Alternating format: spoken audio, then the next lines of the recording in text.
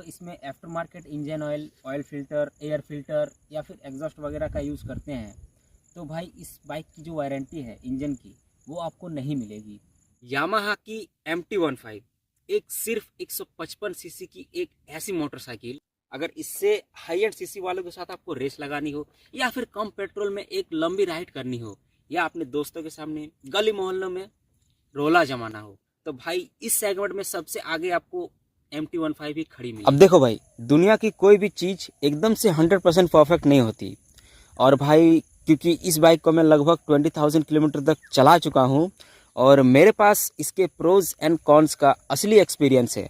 और भाई सच कहूँ ना तो कुछ जगह पे यामाहा को सच में इम्प्रूव करने की ज़रूरत है। और भाई कंपनी तो फिलहाल अभी नए नए अतरंगी कलर्स बनाने में बिजी है। और भाई ऐसा ही चलता रहा ना तो देखना MT-15 एक दिन छपरियों की पहली पसंद बन के रह जाएगी। देखो, हम लड़कों को चाहिए एकदम खूंखार दिखने वाली मशीन, जो कि जब रास्ते पे चले तो सबसे अलग दिखे। अब देखो, मेरे पास जो वेरिएंट है ना, ये अभी तक की MT की सबसे महंगी बाइक है।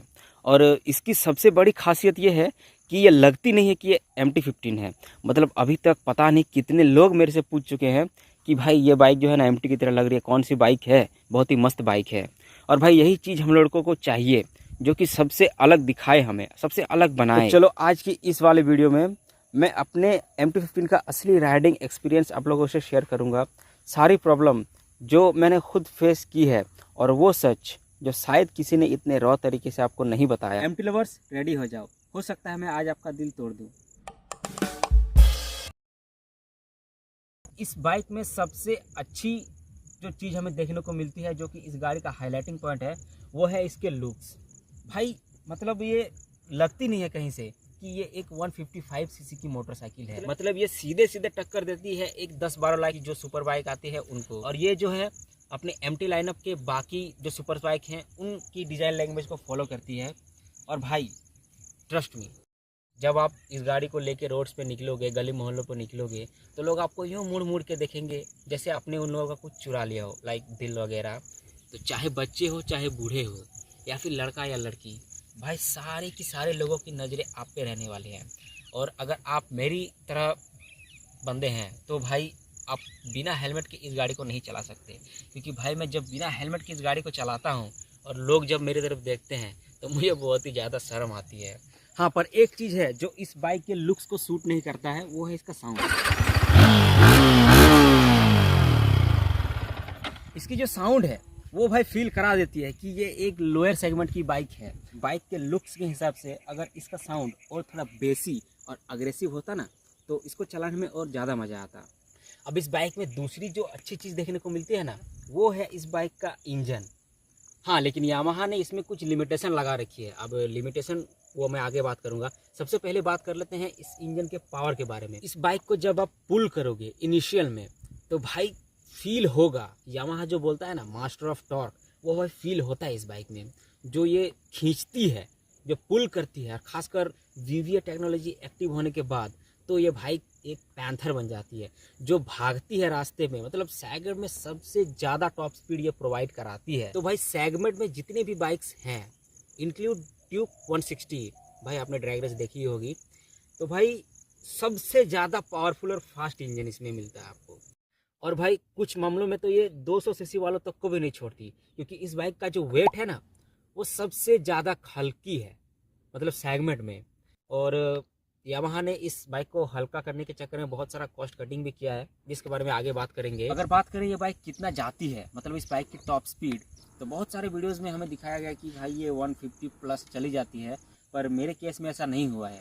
मैंने इस बाइक को अराउंड 140 प्लस ऐसे कुछ भगाया है। हाँ, ये बाइक उससे ज़्यादा चली जाएगी, पर इस बाइक को मोड करना पड़ेगा। मोड से आई मीन इसका स्पॉकेट चेंज करना पड़ेगा, आपको परफॉर्मेंस फिल्टर लगाना पड़ेगा और परफॉर्मेंस इंजन ऑयल वगैरह ये सब लगाना पड़ेगा। लेकिन अगर आप इसमें after market engine oil, oil filter, air filter या फिर एग्जॉस्ट वगैरह का यूज़ करते हैं तो भाई इस बाइक की जो वारंटी है इंजन की वो आपको नहीं मिलेगी। और इस बाइक की जो सर्विस है उसको भी आपको अवॉइड नहीं करना है। और इससे ज़्यादा इन्फॉर्मेशन के लिए आप अपने नज़दीकी शोरूम या फिर डीलर से बात कर सकते हैं। अब भाई जो मैंने शुरू में कहा कि यामाहा ने इसमें बहुत सारा मतलब इसके पावर में लिमिटेशन लगा रखा है, वो लिमिटेशन ये है कि जब आप इस बाइक को सोलो चलाओगे यानी अकेले राइड करोगे तो ये बाइक आपको काफ़ी ज़्यादा अग्रेसिव फील होगी। लेकिन जैसे ही आप इसमें पिलियन के साथ चलाते हो, इसमें कोई दोस्त एक दो तो बैठ ही नहीं पाएगा, छोड़ दो। अगर इसमें आप किसी को भी बैठा के चलाते हो तो इस बाइक की पावर हो जाती है ख़त्म। जो इनिशियल पंच है वो फील ही नहीं होता है। और इधर आप काफ़ी बंदों को लगता है कि इसकी जो सीट है वो यामाहा आने वाला टाइम में बड़ी कर देगी, या फिर इसमें जो सीट है वो यामाहा हमको बढ़ा के देगी। तो भाई सुन लो, ऐसा कुछ नहीं होने वाला है। मतलब गलती से भी अगर इस बाइक का वेट 5 kg भी बढ़ गया ना तो ये बाइक बिकना बंद हो जाएगी। ऐसा मैं क्यों कह रहा हूँ, यामाहा इस बाइक में बहुत ही सारे कॉस्ट कटिंग कर रहा है, और मैं उसको कॉस्ट कटिंग नहीं बोलना चाहूँगा, उनको मैं मजबूरी बोलना चाहूँगा। जब आप इसमें पिलियन बैठा लोगे, मतलब इसमें वेट बढ़ जाएगा, तो ऑटोमेटिकली ये बाइक खींचना बंद कर देती है। मतलब जो इनिशियल इसका पंच है वो कम हो जाता है। इसी के लिए जो इसका सीट है उसको भी यामाहा ने यहाँ पे कम कर दिया है। इवन तो रेडिएटर में आपको कोई गार्ड भी नहीं मिलता है। देखना, जो ड्यूक लाइनअप है उसमें आपको रेडिएटर में गार्ड मिलता है, इसमें आपको नेकेड, भाई कुछ भी नहीं, लिटरली कुछ भी नहीं। और भाई ये पूरा प्लास्टिक, भाई आपको दूसरी गाड़ी में देखना, आपको थोड़ा बहुत मेटल का यूज़ किया गया है, लेकिन इसमें पूरा प्लास्टिक। यामाहा ने इसको कम से कम वेट यानी एकदम हल्का बनाने का ट्राई किया है, जिससे कि ये बाइक मतलब अपने सेगमेंट में जो है सबसे फास्ट बन सके।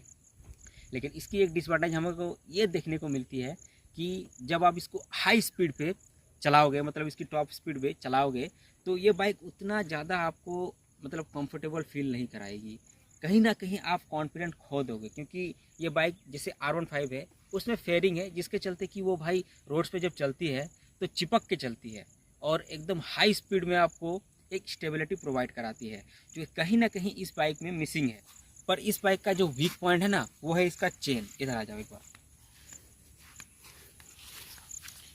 ये जो आप चेन देख रहे हैं, ये भाई देखना अदर बाइक में, ड्यूक वगैरह में वो चेन आपको काफ़ी मोटी मिलती है, पर इसमें जो है आप देख सकते हैं काफ़ी पतली दी गई है। और ये चेन भाई मतलब इसको आपको बहुत ही ज़्यादा केयर करना पड़ेगा, बहुत ही ज़्यादा। आप शोरूम से जब सर्विस कराते हैं तो वो तो भाई चेन को क्लीन एंड ल्यूब करके दे देती है, पर वो मुश्किल से 1 महीने भी नहीं चल पाती। आपको घर में chain lube and chain clean का किट ला के रखना पड़ेगा, और इस चेन को जो है ना बहुत ही ज़्यादा क्लीन और संभाल के चलाना पड़ेगा, तब आप इस बाइक की जो रियल पावर है उसको फील कर पाएंगे।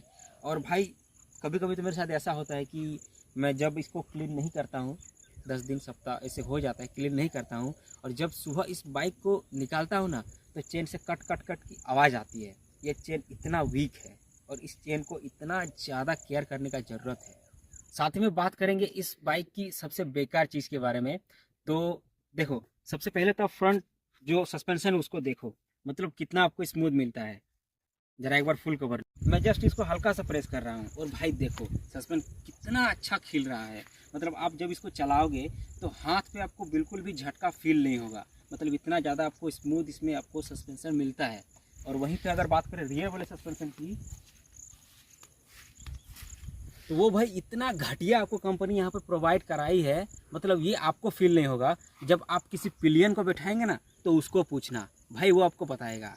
और इसका जो है ना जीता जागता उदाहरण ये मेरा दोस्त है। मैं बाइक को एकदम से उठा ले रहा हूँ लेकिन इसका सॉकर खिल रहा है, देखो बिल्कुल भी खिल रहा है। मैंने इससे रिलेटेड सर्विस सेंटर में बात किया तो भाई सर्विस सेंटर वालों का कहना है कि हो जाएगा, आप चलाते रहिए बाइक को, हो जाएगा, धीरे धीरे इसका जो सॉकर है वो खिलने लगेगा। लेकिन भाई शायद तब तक मेरा बाइक ही ख़त्म हो जाए।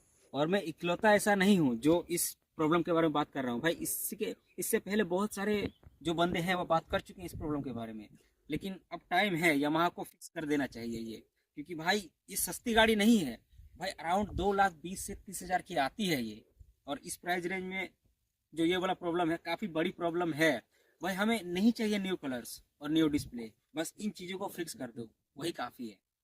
अब इस बाइक में जितना भी पावर लॉस मिले लो टॉर्क के चलते, अब पिलियन के साथ भले ही ज़्यादा इनिशियल पिकअप ये फील ना कराए, लेकिन सारी कमियों को पूरा करता है इस बाइक का माइलेज, जो कि सिटी में अराउंड 50+ आपको प्रोवाइड कराती है ये।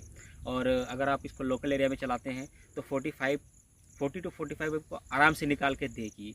अब मैं इसको प्रॉपरली टेस्ट तो नहीं किया हूँ, पर सोच रहा हूँ कि इसके बाद और एक वीडियो बनाने का, जिसमें मैं इसमें माइलेज टेस्ट करूँगा।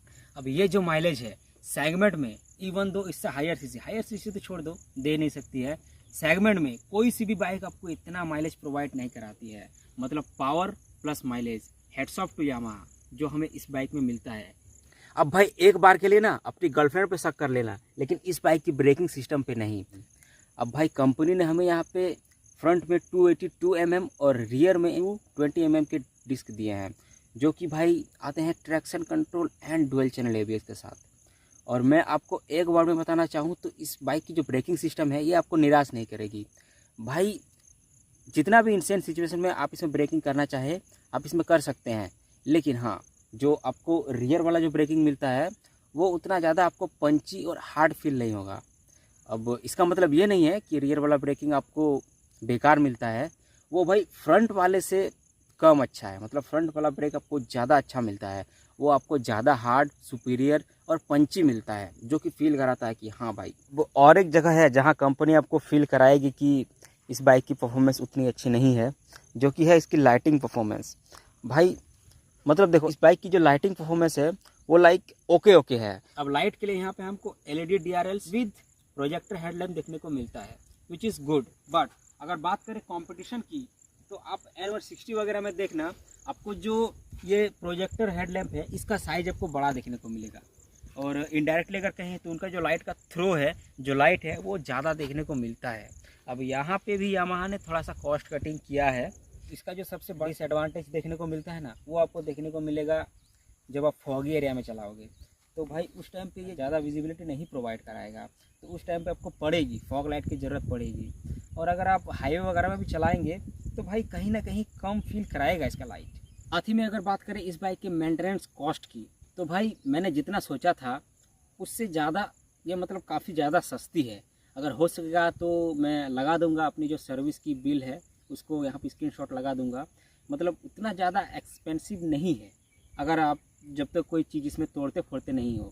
मतलब सर्विस चार्जेस काफ़ी कम है इसमें, ज़्यादा ये आपको खर्चा नहीं कराएगी।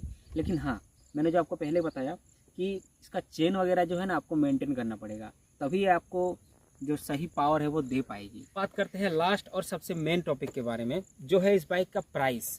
मतलब अराउंड 2,20,000 से 30,000 की ये बाइक आती है। और भाई उस प्राइस पॉइंट पे काफ़ी ज़्यादा कमियां हैं इस बाइक में, और ख़ासकर मेरे जैसे मिडिल क्लास लड़के के लिए। लेकिन अगर साथ ही में देखें जो सेगमेंट में अदर बाइक्स हैं उनसे ज़्यादा काफ़ी ये फास्ट और माइलेज भी काफ़ी अच्छा देखने को मिलता है, जहाँ की ये कहीं ना कहीं कवर अप हो जाती है। पर एक चीज़ जो आपको मैं दिखाना चाहूँगा, ज़रा इधर लेके आओ। आई होप कि यहाँ पे आप देख सकते हैं जो टैंक है उसमें जस्ट ऐसे नाखून लगने से भाई काफ़ी सारे स्क्रैचेस हो गए हैं। यहाँ भी एक बड़ा स्क्रैच हो गया, आप देख सकते हैं, मे भी आप यहाँ पे देख पा रहे होंगे। भाई इन सारी चीज़ों को जो है ना इस प्राइस पॉइंट में यामाहा को फिक्स करने का ज़रूरत है, क्योंकि भाई अदर जो इसके कॉम्पिटिटर हैं वो इससे अच्छी जो बिल्ड क्वालिटी है वो प्रोवाइड हमें यहाँ पे करा रही है। तो मेक श्योर यामाहा को भी यहाँ पे ध्यान देना चाहिए। तो ये था मेरा असली एक्सपीरियंस MT-15 के साथ। बाइक सॉलिड है, लुक मस्त है, लेकिन कुछ चीज़ें हैं जो यामाहा को फिक्स करनी चाहिए। अब बारी तुम्हारी, बताओ कमेंट सेक्शन में कि तुम्हारी बाइक के साथ क्या हाल है। तो वीडियो पसंद आए तो वीडियो को लाइक जरूर कर देना, शेयर कर देना अपने MT वाले दोस्त के साथ, और चैनल को भी सब्सक्राइब कर लेना। और मैं मिलूँगा आपको अगली वीडियो में किसी धमाकेदार कंटेंट के साथ। तब तक के लिए ride safe and stay legendary.